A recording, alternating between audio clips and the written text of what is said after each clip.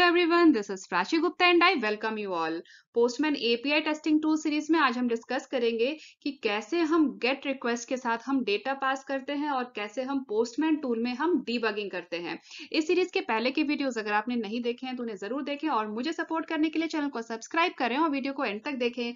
आइए शुरू करते हैं आज का सेशन। सबसे पहले हम लॉन्च कर लेते हैं पोस्टमैन टूल। तो उसके लिए ये रहा पोस्टमैन टूल का शॉर्टकट डेस्कटॉप पे। मैंने इस पर डबल क्लिक किया और ये हमारा पोस्टमैन टूल ओपन हो रहा है और ये टूल ओपन हो गया। अभी माई वर्कस्पेस, ये वर्कस्पेस है जो हमने पहले के सेशंस में क्रिएट किया है। मैं आज भी यही वर्कस्पेस यूज करती हूँ और ये कुछ कलेक्शंस है जो हमने पहले के सेशंस में क्रिएट किए हैं। ये सेशन 5 हमने लास्ट सेशन में क्रिएट किया था। अब आज के सेशन के लिए हम एक नया कलेक्शन क्रिएट कर लेते हैं। तो नए कलेक्शन के लिए हम ऐसा करते हैं, यहाँ पे प्लस साइन है ना, मैंने इस पे क्लिक किया और यहाँ दे देंगे हम कलेक्शन का नाम। मैंने आज के सेशन के नाम से ही इस कलेक्शन को मैंने आज के सेशन का ही नाम दे दिया है, सेशन 06। ठीक है, एंड एंटर। ठीक है, तो एक हमने कलेक्शन क्रिएट कर लिया सेशन 06 के नाम से। अब हमें क्या करना है, हमें गेट रिक्वेस्ट के साथ हमें डेटा पास करना है। गेट रिक्वेस्ट के साथ हमें डेटा पास करना है। तो हम सेशन 6 कलेक्शन के अंदर हम एक रिक्वेस्ट क्रिएट कर लेते हैं। तो उसके लिए मैंने यहाँ पे ऐड अ रिक्वेस्ट पे क्लिक किया। चूंकि हमें गेट रिक्वेस्ट सेंड करना है तो यहाँ पे हम सेलेक्ट कर लेंगे जो रिक्वेस्ट का टाइप है वो गेट, और यहाँ हम दे देते हैं रिक्वेस्ट का नाम।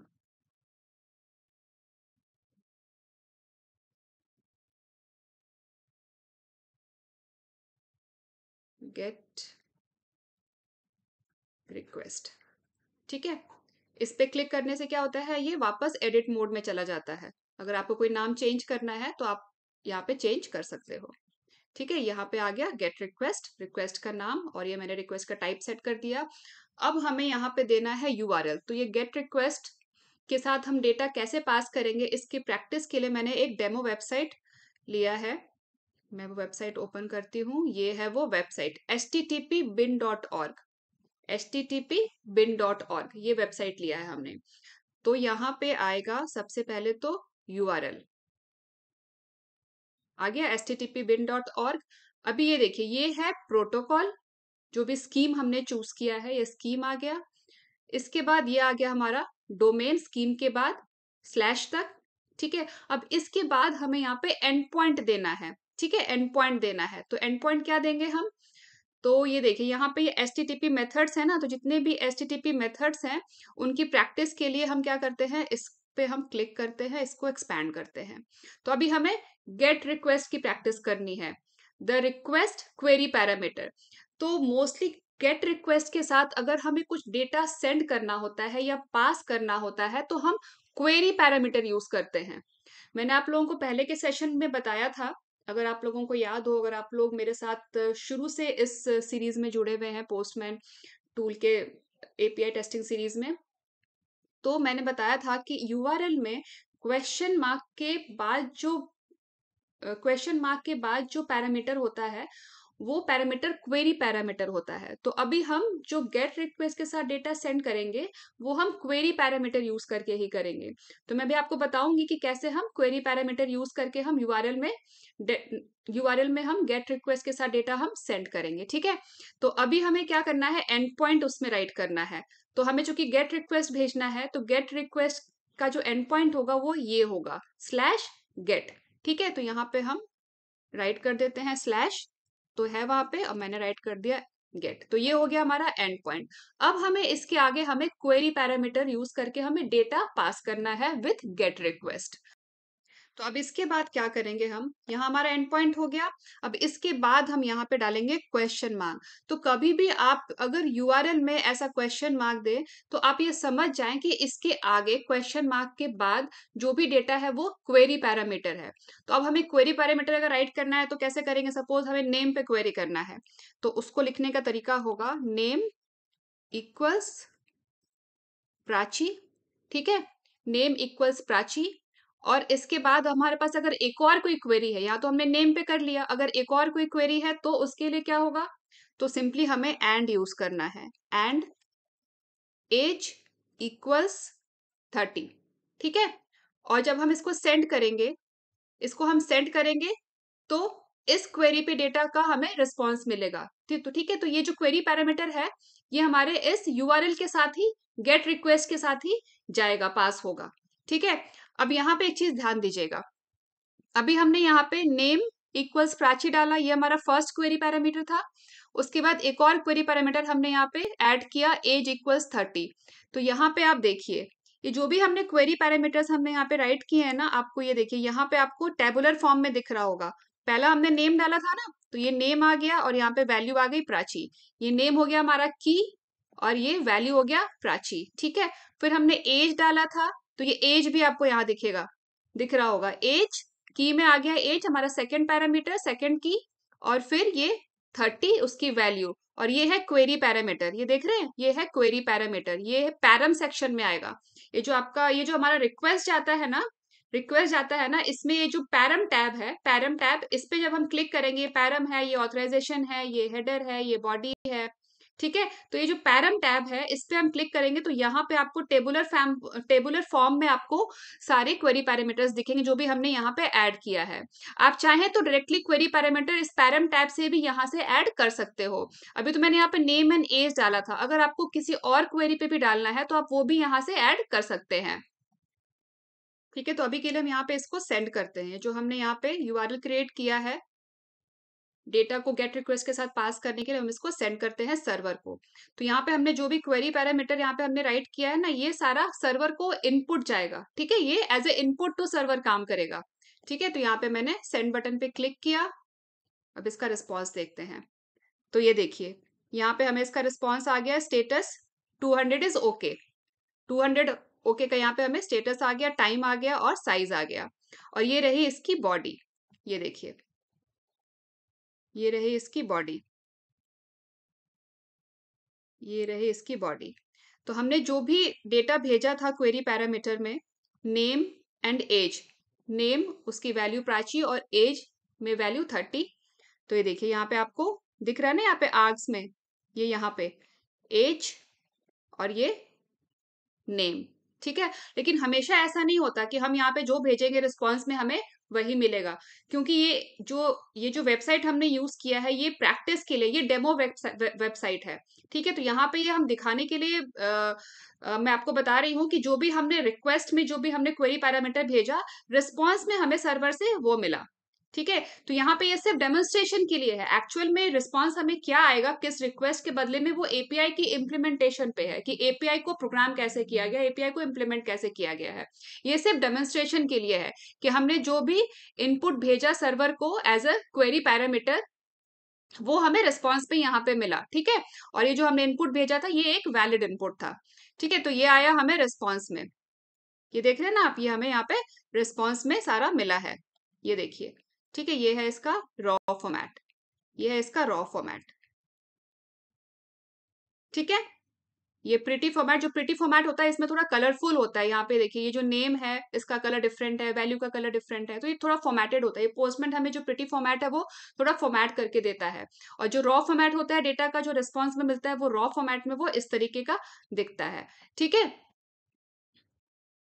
अब हमें अगर इसमें और कुछ एडिशनल पैरामीटर हमें इसमें ऐड करना होगा एज अ क्वेरी पैरामीटर, तो वो हम यहाँ पे, ये जो टेबुलर फॉर्म में आ रहा है हम यहाँ से भी कर सकते हैं। आप चाहे तो यहाँ पे राइट कर सकते हैं, लेकिन थोड़ा बहुत है तो यहाँ पे हम राइट कर सकते हैं एंड लगाकर। लेकिन अगर बहुत ज्यादा पैरामीटर्स हैं तो हम यहाँ पे, ये जो टेबल यहाँ पे है ना, इसको भी हम यूज कर सकते हैं। फॉर एग्जाम्पल यहाँ पे नेम और एज तो मैंने डाल दिया। अब यहाँ पे अगर मुझे ईमेल भी ऐड करना है एज अ क्वेरी पैरामीटर, तो मैं क्या करूंगी, यहाँ पे बस हमने यहाँ पे की में राइट कर दिया ईमेल, और यहाँ पे ईमेल की वैल्यू मैंने राइट कर दिया prachi@gmail।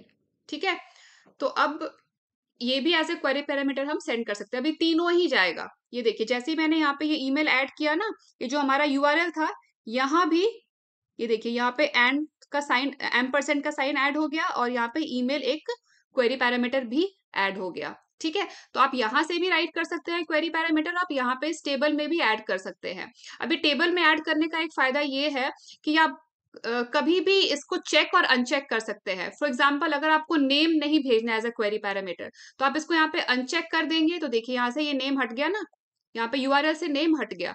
आपको बाद में कभी ऐड करना है तो आप यहाँ पे नेम को चेक कर देंगे तो ये नेम यहाँ पे अपने आप आ जाएगा। तो ये भी काफी अच्छा फीचर है इस पोस्टमैन में कि आप क्वेरी पैरामीटर को यहाँ से आप चेंज कर सकते हो, आप चेक अनचेक कर सकते हो। जब आपको जरूरत है किसी क्वेरी पैरामीटर की तो उसको आप ऐड कर लीजिए, नहीं तो यहाँ पे आप उसको अनचेक करके आप उसको रिमूव भी कर सकते हैं।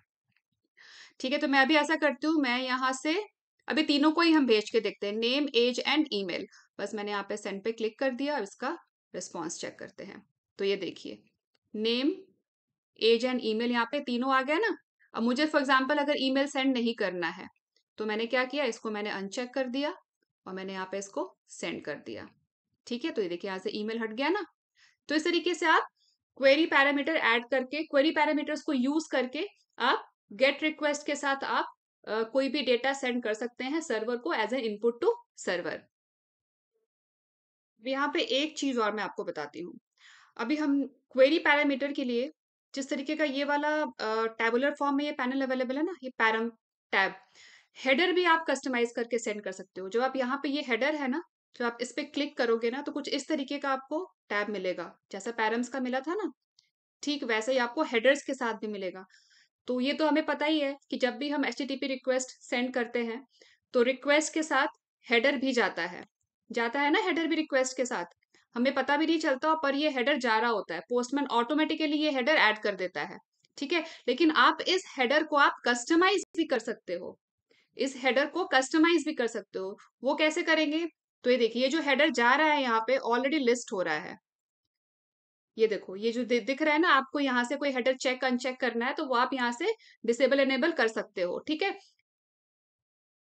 और अगर आपको कोई अपना हेडर ऐड करना है, कोई कस्टम हेडर ऐड करना है तो वो भी आप यहाँ से कर सकते हैं। ठीक है, फॉर एग्जाम्पल मैंने यहाँ पे राइट कर दिया माय हेडर और यहाँ पे कुछ मैंने वैल्यू डाल दी, माय वैल्यू। ऐसा कोई रूल नहीं है हेडर के लिए, आप अपने नीड के हिसाब से आप कुछ भी डाल सकते हो वैल्यू। ठीक है, और मुझे इसको भी एज अ हेडर सेंड करना है तो मैं क्या करूंगी, यहाँ पे इसको चेक कर दूंगी। ठीक है, तो जैसे ही हम इसमें टाइप करते हैं ना तो यहाँ पे जो स्टैंडर्ड हेडर्स है ना वो भी हमें यहाँ पे सजेशंस में आ जाता है। जैसे मैंने यहाँ पे ए टाइप किया तो ये देखिए यहाँ पे जो भी स्टैंडर्ड हेडर्स है ना और अपने आप यहाँ पे लिस्ट में आ रहे हैं। ये देख रहे हैं आप, ये सारे स्टैंडर्ड हेडर्स हैं जो यहाँ पे अपने आप लिस्ट में ऑटोमेटिकली यहाँ पे आ रहे हैं। तो आप को अगर इनमें से कोई सेलेक्ट करना है तो आप वो सेलेक्ट कर सकते हैं, और अगर आपको अपना कोई हेडर टाइप करना है तो आप वो भी टाइप कर सकते हैं। ठीक है, तो मैंने यहाँ पे एक कस्टमाइज हेडर ऐड किया है माय हेडर के नाम से और उसमें मैंने एक वैल्यू डाली है माय वैल्यू के नाम से। अब मैं ऐसा करती हूँ, मैं इस हेडर को सेंड करती हूँ और इसका हम रेस्पॉन्स को ऑब्जर्व करेंगे। तो मैंने इसको सेंड कर दिया। अब देखते हैं ये हमारा जो कस्टमाइज हेडर है इधर आया या नहीं। तो ये देखिए ये जो हमने अभी नया हेडर का वैल्यू ऐड किया था ना, नया हेडर ऐड किया था my header and my value, देखिए यहाँ पे ये डिस्प्ले हो रहा है। तो इस तरीके से हम हेडर को भी कस्टमाइज कर सकते हैं। आप अगर आपको इस हेडर को सेंड नहीं करना है तो आप इसको अगर अनचेक कर देंगे यहाँ से तो ये हेडर सेंड नहीं होगा रिक्वेस्ट के साथ। ये देखिए मैंने अभी सेंड किया ना, इस बार ये सेंड नहीं हुआ होगा। ये देखिए नहीं सेंड हुआ ना इस बार हेडर में, जो डिफॉल्ट हेडर्स आ रहे थे इसके खुद के ऑटोमेटिकली जो हेडर्स क्रिएट हो रहे थे बस वही यहाँ पे सेंड हुए हैं। तो इस तरीके से आप हेडर को भी कस्टमाइज कर सकते हैं। अब नेक्स्ट हम समझते हैं कि हम पोस्टमैन में डीबगिंग कैसे करेंगे, पोस्टमैन टूल में हम डीबगिंग कैसे करेंगे। तो जब भी हम कोई रिक्वेस्ट भेजते हैं, तो अभी तो हमने ये जो रिक्वेस्ट सेंड किया, ये रिक्वेस्ट हमने सेंड किया ना, तो हमें इसका जो स्टेटस है हमें वो 200 ओके मिल गया, मतलब सब कुछ ठीक है। ओके का मतलब है ठीक है, सब कुछ ठीक है, तो कोई प्रॉब्लम नहीं है। तो जो हमारा एक्सपेक्टेड रिस्पॉन्स कोड था वो हमें यहाँ पे मिल गया। मगर कई बार ऐसा होता है कि हमने रिक्वेस्ट सेंड किया मगर हमें रिस्पॉन्स कोड जो है वो हमें ओके का नहीं मिला। ठीक है, हमें सक्सेसफुल रिस्पॉन्स नहीं मिला। तो उस केस में कई बार हमें डीबग करना पड़ता है कि हमने एग्जैक्टली क्या रिक्वेस्ट सेंड किया था और हमें क्या रिस्पॉन्स मिला उसके बदले में। ठीक है, तो जो यहाँ पे तो हमने रिक्वेस्ट क्रिएट किया, हमने ये रिक्वेस्ट तो क्रिएट किया पर एक्चुअल में रिक्वेस्ट सेंड क्या हुआ। ठीक है, तो उसके लिए हमारे पास डीबग करने के लिए हमारे पास ये कंसोल ऑप्शन है। ये कंसोल पे हम ओपन करेंगे तो हमने जितने भी रिक्वेस्ट सेंड किए हैं हमें बस इस पे क्लिक करना है, इस कंसोल पे। ये देखिए मैंने यहाँ पे क्लिक किया ना, ये मैंने यहाँ पे क्लिक किया, तो अभी तक हमने जितने भी रिक्वेस्ट सेंड किए हैं ना, वो सारे रिक्वेस्ट आपको यहाँ पे दिख जाएंगे। ठीक है, मैं इसको, ये देखिए, अभी तक हमने जितने भी रिक्वेस्ट सेंड किए ना, ये सारे रिक्वेस्ट आपको यहाँ पे मिल जाएंगे। ठीक है, मैं ऐसा करती हूँ, मैं इसको अभी क्लियर कर देती हूँ। ये सारे रिक्वेस्ट को मैं एक बार क्लियर करके मैं फिर से एक रिक्वेस्ट सेंड करती हूँ। इसको मैंने कर दिया क्लियर। ठीक है, अब इस रिक्वेस्ट को मैं यहाँ पे फिर से सेंड करती हूँ। मैंने किया सेंड। तो जैसे ही मैंने सेंड पे क्लिक किया, ये देखिए, ये यहाँ पे ये आ गया ना। अब मैं जैसे इसको ओपन करूंगी, इसको एक्सपैंड करूंगी इस पे क्लिक करके, तो हमने जो भी रिक्वेस्ट सेंड किया था वो रिक्वेस्ट यहाँ पे एज इट इज आ रहा है। ठीक है, मतलब ये तो हमने क्रिएट किया, मगर सेंड क्या हुआ सर्वर को वो यहाँ पे आ रहा है। ये दो फॉर्मेट्स में आता है, एक रॉ फॉर्मेट में आता है, एक प्रिटी फॉर्मेट में। तो अभी ये जो हमें दिख रहा है कलरफुल सा, ये जो पैरामीटर है वो ब्लैक कलर से, और जो उसकी वैल्यू है ब्लू कलर से, ये प्रिटी फॉर्मेट है। ये पोस्टमैन ने हमें फॉर्मेट करके दिया है। रॉ लॉग को पोस्टमैन ने फॉर्मेट किया है। यहाँ पे रॉ और प्रिटी का ऑप्शन है, शो प्रिटी लॉग, ये प्रिटी लॉग है, शो रॉ लॉग, ये रॉ लॉग है। ठीक है, तो आपको जो कन्वीनियंट हुआ वो देख सकते हैं। तो मैंने प्रिटी पे क्लिक कर दिया, तो ये प्रिटी फॉर्मेट है। तो एक्चुअल में जो हेडर हमने सेंड किया था, रिक्वेस्ट हेडर, वो यहाँ पे आपको दिख जाएगा। ठीक है, जो एक्चुअल हेडर में जो क्रिएट करने के बाद जो सर्वर को सेंड हुआ है, और उसके बदले में रिस्पॉन्स क्या आया है वो भी यहाँ पे आपको दिख जाएगा। ठीक है, रिस्पॉन्स जो भी आया है वो भी यहाँ पे आपको दिख जाएगा, रिस्पॉन्स की बॉडी दिख जाएगी। जो वेरिएबल्स है, केवल हम वेरिएबल्स क्रिएट करते हैं ना, लास्ट सेशन में मैंने आपको बताया था वेरिएबल्स कैसे क्रिएट करते हैं। सेशन 5 में हमने एक गेट रिक्वेस्ट क्रिएट किया था। ठीक है, और हमने यहाँ पे ये ग्लोबल यूआरएल, ये हमने वेरिएबल क्रिएट किया था, ये हमने ग्लोबल वेरिएबल क्रिएट किया था ना, ग्लोबल वेरिएबल क्रिएट। सेशन 5 में अगर आप लोगों ने वो वीडियो नहीं देखा हो तो आप देख सकते हैं। ठीक है, ये हमने ग्लोबल वेरिएबल क्रिएट किया था। अब ऐसा करते हैं, हम देखते हैं कि इस ग्लोबल वेरिएबल में वैल्यू क्या जा रही है। ठीक है, तो उसके लिए हम क्या करेंगे, हमने कंसोल तो ओपन किया भैया, मैं इसको पहले जो रिक्वेस्ट किया था इसको मैं क्लोज कर देती हूँ। ठीक है, अब हम यहाँ पे देखते हैं कि इस ग्लोबल वेरिएबल में, ग्लोबल यूआरएल ये वेरिएबल है ना, इसमें क्या वैल्यू जा रही है। तो मैं जैसे इस रिक्वेस्ट को सेंड करूंगी, ये यहाँ पे कंसोल पे यहाँ पे आ जाएगा। अब ये रिक्वेस्ट सेंड हुआ है। ठीक है, अब मैं इसको कर रही हूँ ओपन। ठीक है, तो यहाँ पे हमने यूआरएल में, हमने यहाँ पे ग्लोबल यूआरएल लिखा था, वेरिएबल का नाम लिखा था, लेकिन एक्चुअल में जो यूआरएल गया है ये रहा उसकी वैल्यू, ग्लोबल यूआरएल की वैल्यू ये रही। ठीक है, तो ये इन्फॉर्मेशन जो होती है कि वेरिएबल की क्या वैल्यू है, ये सब हमें जब डीबग करना होता है, तो ये कंसोल में जो ये हमें आउटपुट मिल रहा है, जो लॉग्स बन रहा है, ये बहुत यूजफुल होता है डिबगिंग के लिए। इसमें जितने भी टाइप्स के लॉग्स हैं वो यहाँ पे लिस्टेड है। लॉग है इंफॉर्मेशन के लिए, है वार्निंग के लिए, है एरर के लिए है। आप रिक्वायरमेंट के हिसाब से इसको चेक अनचेक कर सकते हैं, एनेबल डिसेबल कर सकते हैं। लॉग को क्लियर करना है, जो पहले के लॉग्स बहुत सारे जनरेट हो गए हैं उसको आपको क्लियर करना है, तो ये क्लियर का ऑप्शन है। लॉग को कॉपी करना है, तो यहाँ पे आप सारे लॉग्स को क्लिपबोर्ड में कॉपी कर सकते हैं। तो ये सारे ऑप्शंस है। अगर आपको टाइम स्टैम्प भी देखना हो, अगर आपको यहाँ पे टाइम स्टैम्प भी देखना हो कि किस टाइम पे ये सेंड हुआ था रिक्वेस्ट, तो यहाँ पे देखिए शो टाइम स्टैम्प। तो ये देखिए यहाँ पे टाइम आ गया ना, कि किस टाइम पे ये सेंड हुआ था। ठीक है, तो इस तरीके से अगर आपको कुछ एडिशनल इन्फॉर्मेशन भी अगर आपको लॉक करनी है, तो वो भी आप लॉक कर सकते हो। मैं आपको किसी सेपरेट सेशन में बताऊंगी कि वो कैसे करते हैं कंसोल पे लॉक, वो भी आप इस कंसोल में लॉक कर सकते हैं। ठीक है, तो ये सारे ऑप्शंस यहाँ पे अवेलेबल। अगर आपको कुछ फाइंड करना है इसमें, अगर आपको कुछ फाइंड करना है तो फाइंड का भी यहाँ पे ऑप्शन है। अगर आपको लॉग में कुछ फाइंड करना है तो आप यहाँ से फाइंड भी कर सकते हैं। यहाँ पे बस आप टेक्स्ट एंटर करेंगे, और यहाँ पे मैंने फाइंड पे क्लिक किया, तो ये देखिए जहां भी यूआरएल था ना, यहाँ पे आपको रिजल्ट में आ जाएगा।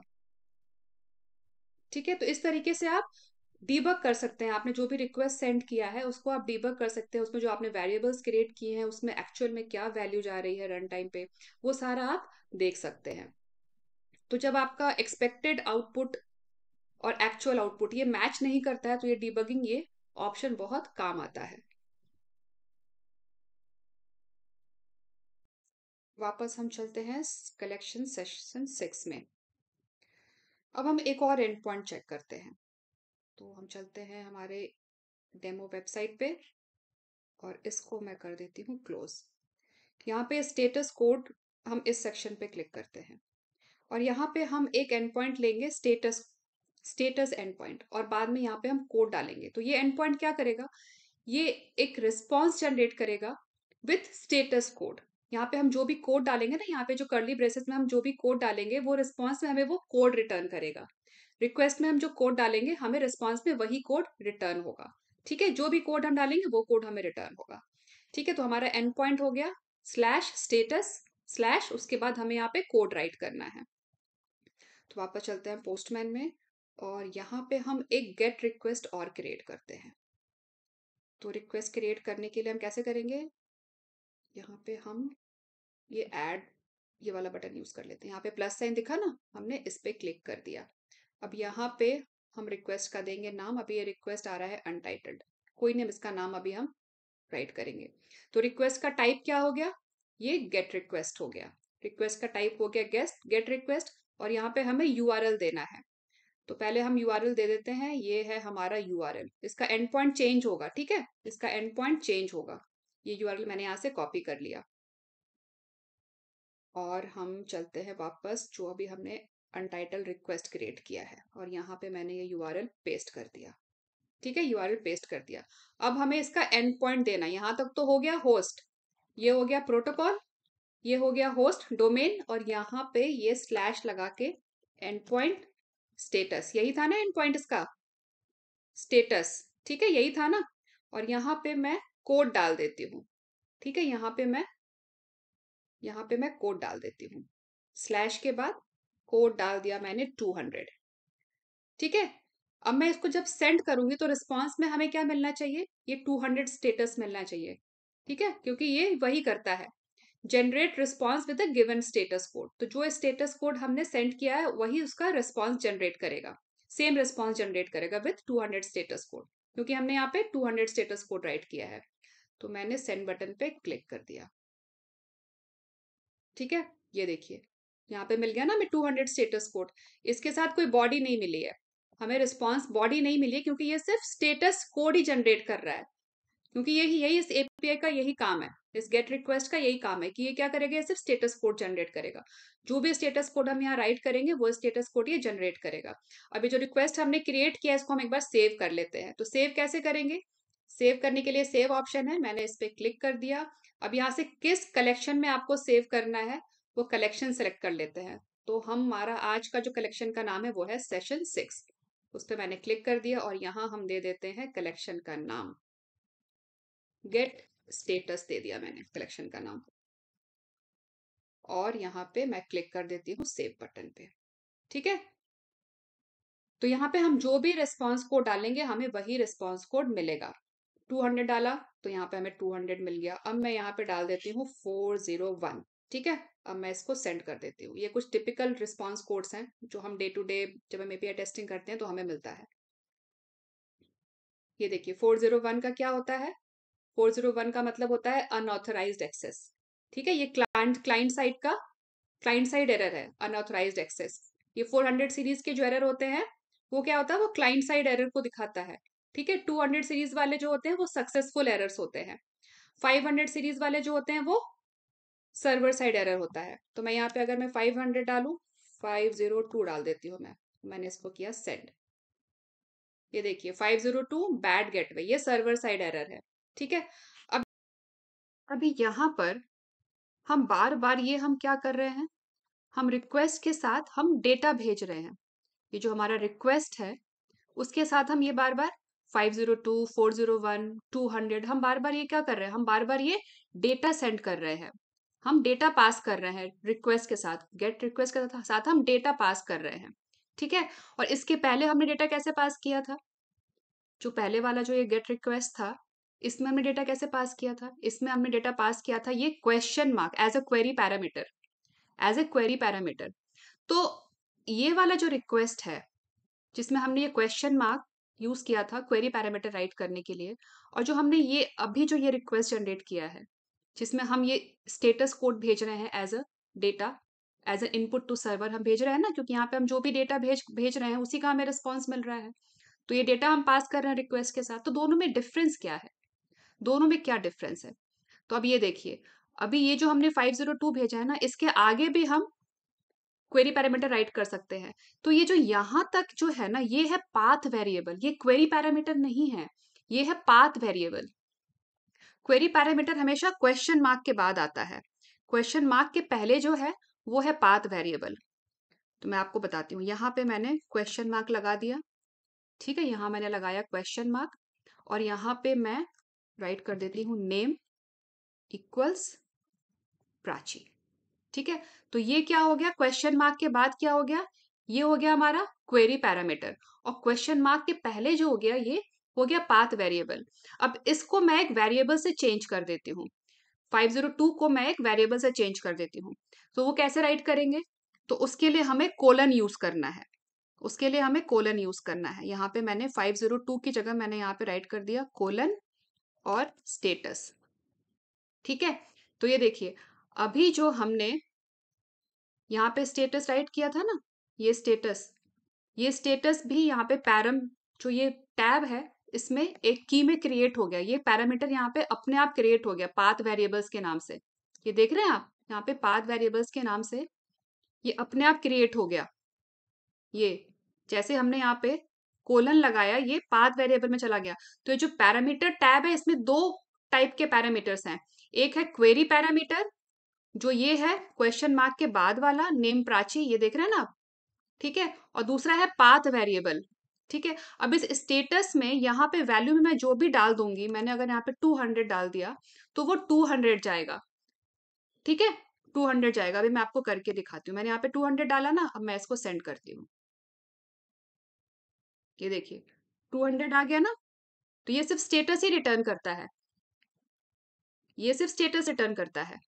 तो ऐसे डिफ्रेंशिएट करना हमें आना चाहिए कि क्वेश्चन मार्क के बाद जो है वो है हमारा क्वेरी पैरामीटर, और क्वेश्चन मार्क के यहां तक तो हमारा एंड पॉइंट है, यहां तक तो हमारा एंड पॉइंट है। ये हो गया हमारा प्रोटोकॉल, ये हो गया हमारा होस्ट, ठीक है, ये हो गया हमारा एंड पॉइंट, ये हो गया एंड पॉइंट, और कोलन के बाद क्वेश्चन मार्क के पहले तक ये हो गया हमारा पाथ वेरिएबल। तो यहाँ पे स्टेटस में ये स्टेटस एज ए स्ट्रिंग नहीं जाएगा, status as a path variable जाएगा। इस स्टेटस की वैल्यू कहाँ से मिलेगी, इस स्टेटस की वैल्यू यहाँ से मिलेगी, स्टेटस की वैल्यू यहाँ से मिलेगी, ठीक है। यहाँ पे हम जो भी वैल्यू राइट करेंगे वो वैल्यू जाएगी स्टेटस में। यहाँ पे मैंने 200 राइट किया ना, तो वहां पे 200 जा रही है। आप इसको कंसोल में डिबग करके भी देख सकते हैं। ये देखिए, मैं ऐसा करती हूँ, मैं एक बार इसको क्लियर कर देती हूँ। अब मैं यहाँ पे 200 की जगह मैं यहाँ पे कोई और वैल्यू राइट कर देती हूँ, या फिर ठीक है अभी हम 200 ही रहने देते हैं। तो मैंने किया सेंड, और ये देखते हैं ये रहा टाइम स्टैम्प, किस टाइम पे गया है डेटा। और इसको मैं ओपन करती हूँ, एक्सपैंड किया हमने इसको, और ये देखिए यहाँ पे स्टेटस में हमने राइट तो किया था यहाँ पे कोलन स्टेटस, लेकिन वैल्यू क्या गई है यहाँ पे 200 गई है, क्योंकि स्टेटस की जो वैल्यू हमने यहाँ पे प्रोवाइड की है पैरम टैब में, क्योंकि स्टेटस क्या है, ये पाथ वेरिएबल है, स्टेटस क्या है, ये पाथ वेरिएबल है, और हमने इसको यहाँ पे 200 दिया है। अगर 200 की जगह मैं यहाँ पे 401 दे दूँ, सॉरी 401 दे दूँ, और मैं इसको सेंड करती हूँ, तो ये 401 जाएगा, ठीक है। ये देखिए यहाँ पे 401 आया ना हमें as a response status unauthorized, और ये आपको कंसोल में भी दिखेगा। ये देखिए, इसको मैं बंद कर देती हूँ, जो पहले वाला हमारा रिक्वेस्ट है इसको मैं क्लोज कर देती हूँ। ये है हमारा बाद वाला रिक्वेस्ट, इसको मैंने किया ओपन, ये देखिए 401 अलॉन्ग विथ क्वेरी पैरामीटर जो भी हमने यहाँ से सेंड किया था। अगर मुझे क्वेरी पैरामीटर का यहाँ पे नेम में यहाँ पे प्राची की जगह मुझे कुछ और डालना है, फॉर एग्जाम्पल मुझे डालना है गुप्ता, ठीक है, गुप्ता डाल दिया, और मैंने इसको किया, अभी मैं ऐसा करती हूँ, इसको मैं क्लियर कर देती हूँ, मैंने इसको किया सेंड। तो ये देखिए ये रहा हमारा रिक्वेस्ट।